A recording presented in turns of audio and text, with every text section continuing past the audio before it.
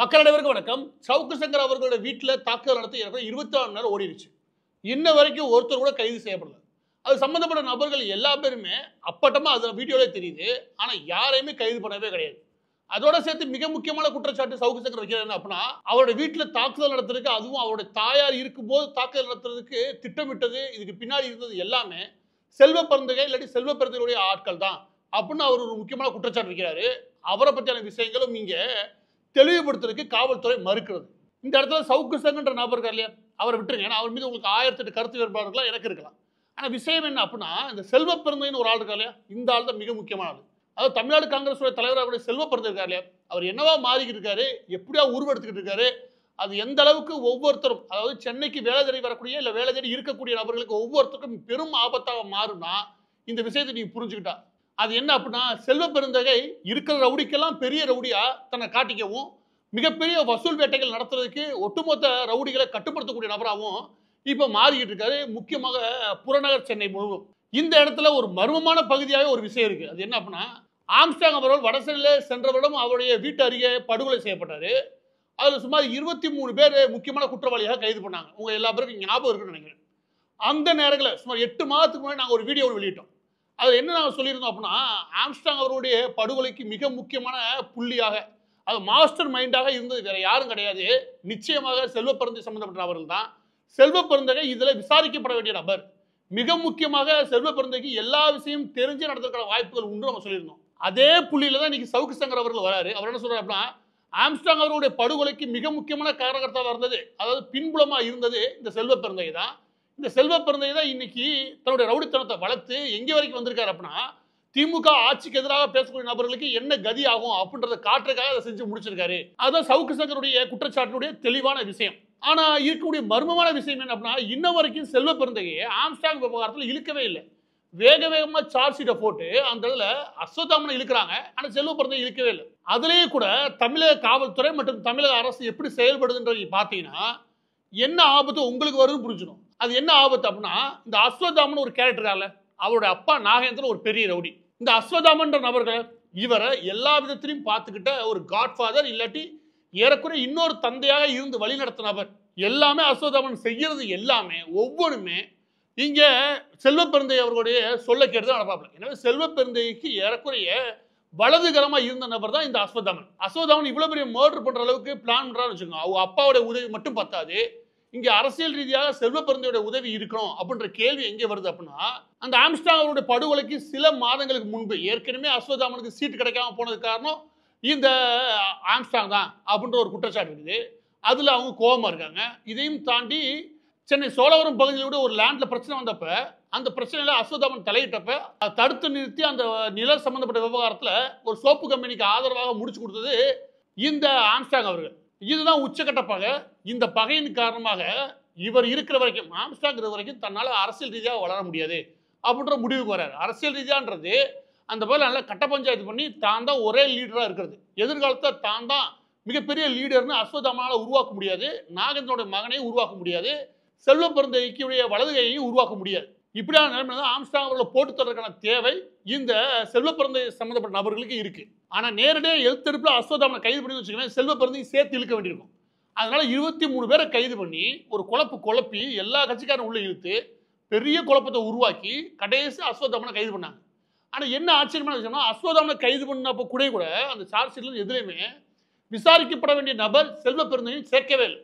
இதுதான் இந்த அரசின் மீதும் இங்கே காவல்துறை மீது பெரிய சந்தேகத்தை அந்த நேரங்களில் வலுவா உருவாக்குச்சு. இப்போ நான் இந்த செய்தியை ஏன் நான் சொல்றேன் அப்படின்னா, இப்போ ஆம்ஸ்டாங் அவர்கள் படுகொலை செய்யப்பட்டிருக்கிறார். இப்படி எடுத்துக்கோங்களேன், ஸ்ரீபெரும்புத்தூர்லேருந்து ஆவடியிலேருந்து அப்படியே மீஞ்சூர்லேருந்து அப்படியே காட்டுப்பள்ளி, ஒட்டுமொத்தமாக சென்னையை சுற்றி இருக்கு இல்லையா, அந்த ஒட்டுமொத்த பகுதியில் யார் கட்டுப்படுத்துறா? ஏன் நான் சொல்றேன்னா, பெரிய பெரிய நிறுவனங்கள் சென்னைக்கு வருதில்ல, இந்த எல்லா நிறுவனம் சென்னைக்கு உள்ளே இருக்கிறது கிடையாது, சென்னையினுடைய புறநகரங்களில் தான் இருக்காங்க.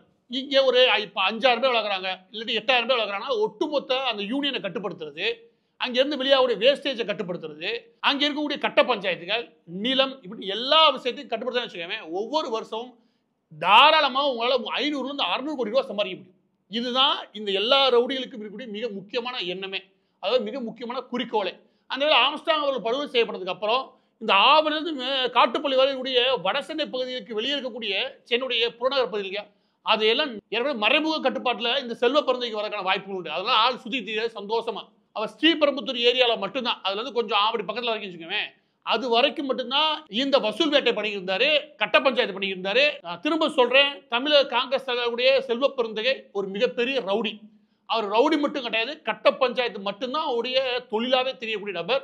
அப்படி தெரியக்கூடிய ஒரு நபருடைய வலதுகரம் அவர் சொன்னா மட்டுமே செய்யக்கூடிய, அவர் சொன்னா மட்டுமே வேதம் தெரியக்கூடிய அஸ்வதாமன் ஒரு நபரை மர்டர் பண்றாருன்னா பின்னாடி ஒரு விஷயம் தெரியாம செல்வ பிறந்தகை இருப்பா நம்புறீங்க?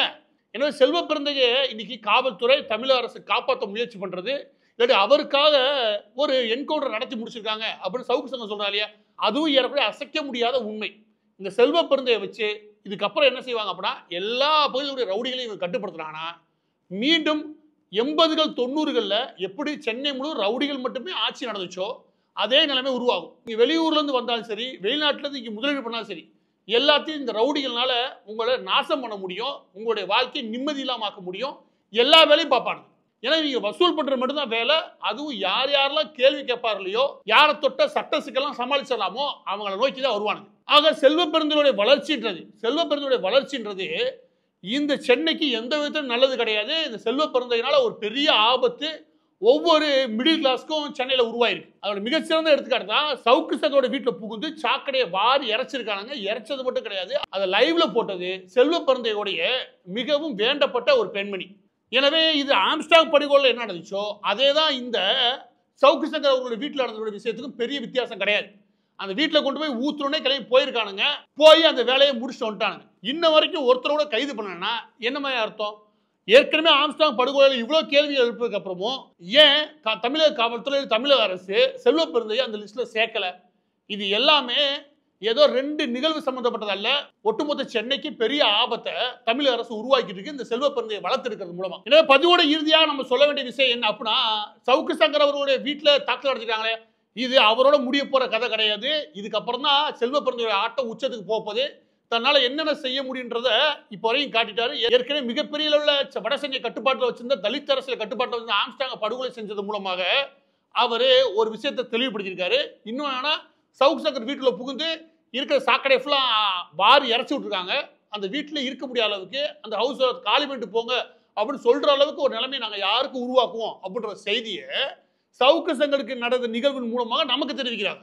இதுல திமுகவுடைய கை என்னன்னா, நேரடியாக நான் பண்ணல, நீ தான் குண்டாச்சே நீனே பண்ணுன்னு சொல்லி செல்வ பெருந்தகையை ஆட விட்டு வேடிக்கை பார்த்து திமுக அரசாங்கம். ஏன்னா திமுகவுக்கு இதன் மூலமாக மறைமுக லாபம் இருக்குது, நம்ம கட்டுப்படுத்த முடியும், நம்மளை மீறி யாரும் போக முடியாது. முக்கியமாக சென்னையை சுற்றி இருக்கக்கூடிய தலித் அரசியல் அதோட சேர்த்து இருக்கிற எல்லா நிறுவனங்களையும் இன்னைக்கு ஆட்சி போனாலும் பிரச்சனை கிடையாது, சென்னையவே நாங்கள் தான் ஆளுவோம். இப்படிதான் கடந்த 40 வருஷமாக சென்னையை இந்த திமுக கோட்டையாக வச்சிருந்துச்சு. அது கோட்டைன்றதுக்கு காரணமே எல்லா ரவுடிகளையும் இவங்க சொல்றபடி கேட்பாங்க. இப்போ மறைமுகமாக மீண்டும் ஒரு ரவுடிகளை வளர்த்தெடுத்து திரும்பவும் கருணாநிதி அவர்கள் என்ன பண்ணி வச்சுட்டு போனாரோ அதான் எம்.கே. ஸ்டாலின் தன் மகனுக்காக பண்ண விரும்புறாரு. அதுதான் இந்த செல்வ பெருந்தகையை வளர்த்து எடுக்கிறது. இந்த செல்வ பெருந்தகையை ஆம்ஸ்டாங் விவகாரத்தில் கைது பண்ணது மட்டும் கிடையாது, அவர் சம்பந்தப்பட்ட எல்லாத்தையும் விசாரிக்கப்பட வேண்டியது காவல்துறையோட கடமை. காவல்துறை செய்யலனாலும் சிபிஐயோட கடமை. இந்த செல்வ பெருந்தகையை தூக்கி ஜெயில போடுறது மட்டும்தான் எனக்கு தெரிஞ்சு சென்னை உருப்புறதுக்கு வழி. இல்லைன்னு வச்சுக்கோங்க, ஸ்ரீபெரும்புத்தூர்ல போதுமான ஆடி இருக்காப்ல ஆளு, இப்ப ஆவடி வரைக்கும் எகிரி வந்துட்டாப்ல. அதுக்கப்புறம் இந்த காட்டுப்பள்ளி வரைக்கும் சுத்தி இருக்கக்கூடிய மீஞ்சூர் காட்டுப்பள்ளி எல்லா பகுதிகளுமே இவர் சொல்றதா சட்டம் ஆகி போயிடும். அதுக்கப்புறம் தவிர்க்கவே முடியாது, ரவுடிகளுக்கு கீழே தான் நீங்க வாழணும். எந்த சட்டத்துக்கும் கீழே வாழ முடியாது, ரவுடிகளுக்கு கீழே தான் வாழ முடியும். ஒரு வீட்டுக்கு நீங்க குடி போனாலும், குடி வைக்கிறதா இருந்தாலும், இதுல ஆரம்பிச்சு வீடு கட்டுற வரைக்கும் எதை தொட்டாலும் இந்த ரவுடிகள் கை ஓங்கி நிற்கும். இந்த மாதிரி ஒரு மோசமான நிலைமை திரும்பவும் சென்னைக்கு உருவெடுக்குது அப்படின்ற ஆபத்து சவுக்கு சங்கர் அவர்களுடைய வீட்டில் நடந்த தாக்குதல் இருக்கு இல்லையா, அதன் வழியாக வெளிப்படுது. இந்த செல்வ பெருந்தகை நபரை 10 குண்டாஸ் போட்டு தூக்கி உள்ள போடுற அளவுக்கு எல்லா தப்பும் அந்த ஆள் பண்ணியிருக்கான். அந்த ஆளை கைது பண்ணல, இந்த சென்னை உருப்புறதுக்கு வாய்ப்பே கிடையாது.